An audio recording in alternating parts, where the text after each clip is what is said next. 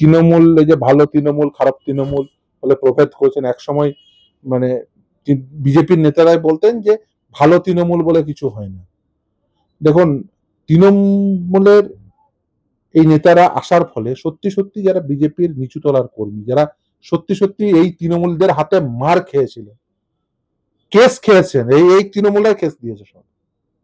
আমি দেখছিলাম একজন বিজেপির বিধায়ক বলেছেন যে যারা আমাকে কেস দিয়েছে তাদের সাথে আমি বসে চা খাবো, কারণ তার ভিতরে সেই রাগটা রয়েছে, তিনি তো জেল কেটেছেন।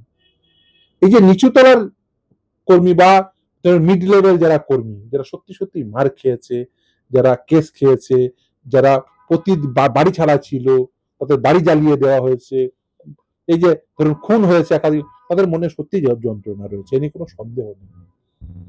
কিন্তু এটা কেন করছে? সেটা পলিটিক্যাল কম্পালশন থেকে। পলিটিক্যাল কম্পালশন কি? দেখুন, বিজেপি দীর্ঘদিন কেন্দ্রে ক্ষমতায় আছে, দীর্ঘদিন কেন্দ্রে ক্ষমতায় থাকার জন্য একটা অ্যান্টি ইনকামবেন্সি গোটা দেশের বেশিরভাগ অংশ জুড়েই তৈরি হয়েছে। কেন তৈরি হয়েছে? এই রাজ্যের ক্ষেত্রে বিজেপি নতুন একটি ফোর্স, তার বিরুদ্ধে কিন্তু কোনো অ্যান্টি ইনকামবেন্সি ফ্যাক্টর এখনো পর্যন্ত তৈরি হয়নি।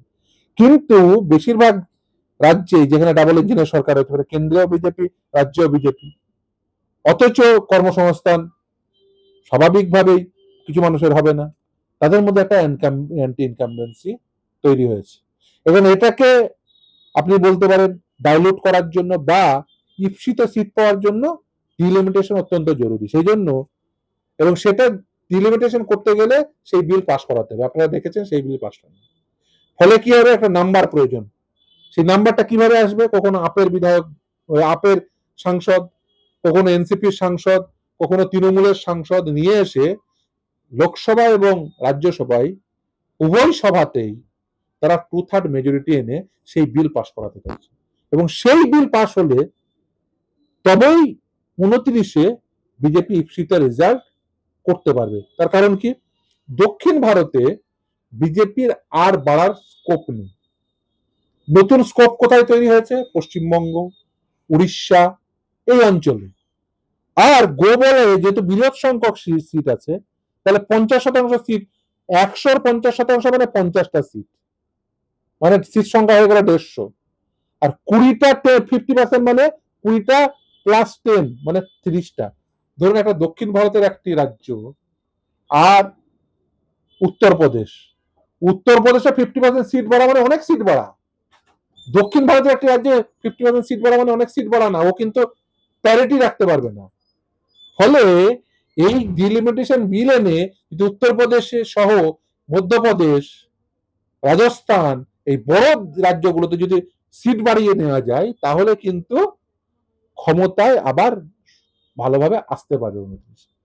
ফলে এখানে নিচুতলার কর্মী যতই মার খাক, নিচুতলার কর্মীর তার খারাপ লাগা থাকতে পারে, কিন্তু কেন্দ্রীয় নেতৃত্বের কেন্দ্রে ক্ষমতার পাওয়ার জন্য 2029-এ আবার ক্ষমতায় আসার জন্য এই বিভিন্ন দল থেকে, সে হতে পারে তৃণমূল থেকে, হতে পারে এনসিপি থেকে, হতে পারে আপ থেকে, এই সমস্ত সাংসদদের আনতেই হবে।